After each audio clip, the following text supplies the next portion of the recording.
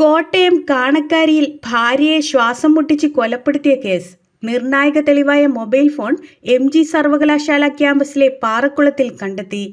കാണക്കാരിയിൽ ഭാര്യയെ ശ്വാസം മുട്ടിച്ച് കൊലപ്പെടുത്തിയ ശേഷം ഇടുക്കിയിലെത്തിച്ച് കൊക്കയിൽ തള്ളിയ കേസിൽ നിർണായകമായ മൊബൈൽ ഫോണാണ് കുളത്തിൽ നിന്നും കണ്ടെത്തിയത്.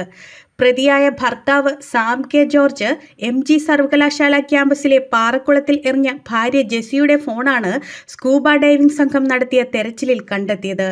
ഇത് ജെസ്സിയുടെ മൊബൈൽ ഫോണാണെന്ന് പോലീസ് സ്ഥിരീകരിച്ചു. സംഭവം അറിഞ്ഞ് നിരവധി പേരാണ് സ്ഥലത്തെത്തിയത്. പരസ്ത്രീ ബന്ധം ചോദ്യം ചെയ്തതിലുള്ള വൈരാഗ്യം നിമിത്തമാണ് കാണക്കാരി രത്നഗിരി പള്ളിക്കു സമീപം കപ്പടക്കുന്നേൽ വീട്ടിൽ താമസിക്കുന്ന സാം ജോർജ് ഭാര്യയെ കൊലപ്പെടുത്തിയത്. News desk, Kottayam.